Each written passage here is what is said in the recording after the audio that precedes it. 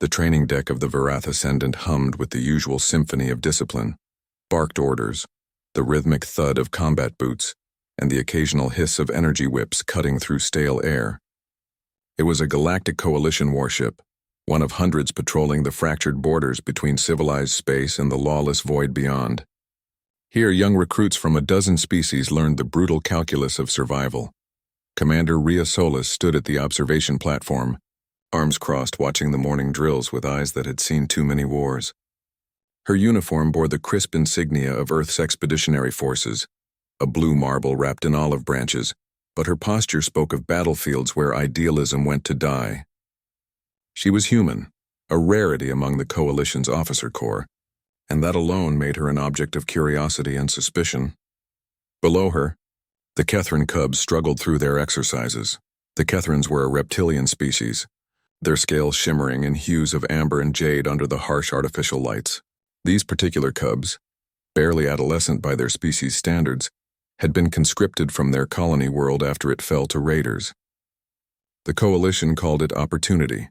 Rhea called it what it was, desperation wrapped in propaganda. Instructor Jalkar, a towering Drexian with chitinous armor and mandibles that clicked with impatience, prowled among the cubs. His species valued strength above all else, and weakness was a disease to be purged. In his three-fingered grip, he carried a disciplinary whip, a weapon designed not to kill but to teach through pain. Again.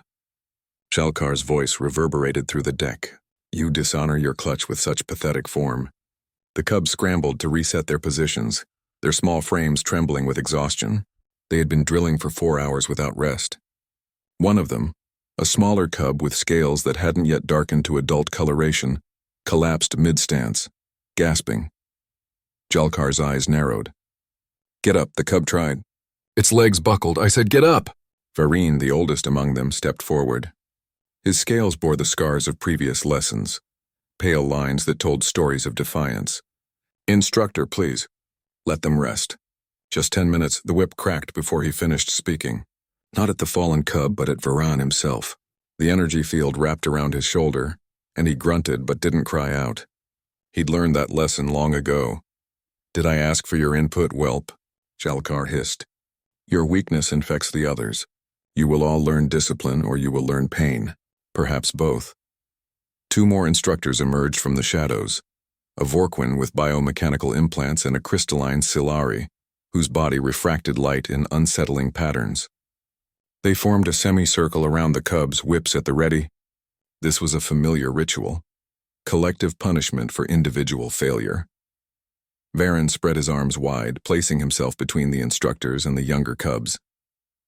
Then punish me. Leave them alone. Shalkar's mandibles clicked in what might have been amusement. How noble. How useless. He raised his whip high, the energy field crackling with anticipation. The other instructors followed suit. That's when Rhea moved. She didn't run. Didn't shout. She simply descended the stairs from the observation platform with measured steps, each footfall deliberate. The instructors noticed her approach but didn't lower their weapons. A human commander, however respected her combat record might be, held no authority over training protocols. Those were governed by Drexian tradition, harsh, uncompromising, effective. Rhea walked directly between the instructors and the cubs. She stood there silent, her gray eyes moving from one whip to another. Then she looked at Jalkar. No, it was a single word, quiet, almost conversational. But something in the way she said it, some quality that bypassed reason and struck directly at instinct, made every being on that deck freeze. Jalkar's mandibles twitched. Commander, this is not your concern. Training discipline falls under... No. The word hung in the air like a gravity well, bending everything around it. Rhea hadn't raised her voice. Hadn't moved. But the temperature in the room seemed to drop several degrees. The Solari instructor's crystalline form pulsed uncertainly. Commander Solis, these cubs must learn. They're children. They are soldiers, Jalkar countered, his voice hardening. Weak soldiers who will die in their first engagement if we do not forge them into... They're children. Rhea took one step forward. Just one. But something in that movement, the perfect economy of motion, the absolute certainty, made the 3 instructors instinctively take a step back.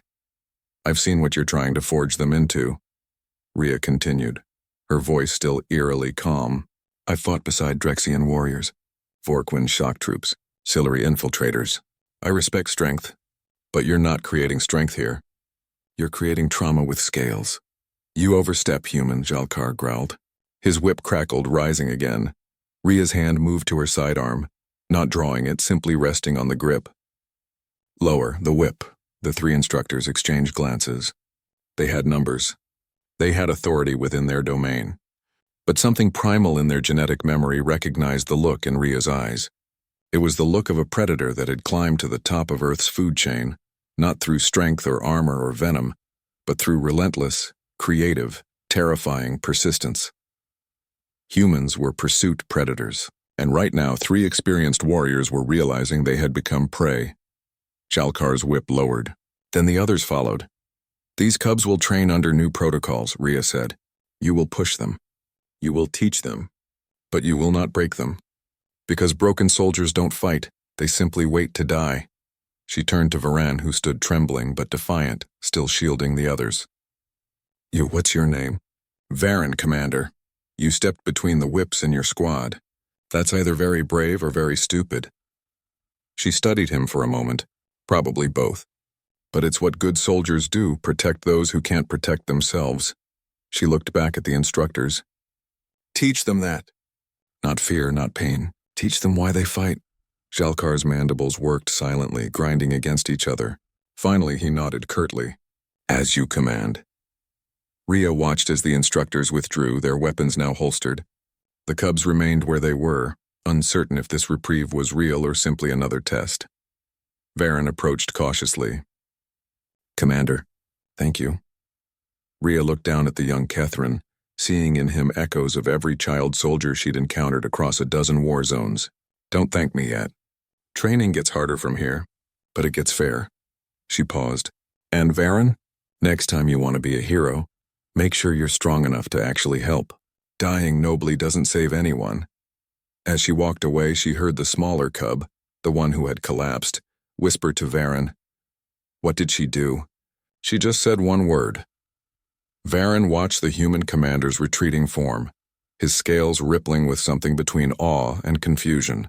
I don't know. But I think that's what apex predators look like when they decide to protect instead of hunt. Somewhere in the ship's data logs, a new training protocol was filed under Commander Rhea Solis's authority. The title was simple, Strength Through Unity, Not Fear, and on the training deck the cubs stood a little straighter, knowing that at least one person in this vast, cold galaxy saw them as more than expendable tools. They were children learning to be warriors, and now they had someone who would make sure they survived long enough to become both.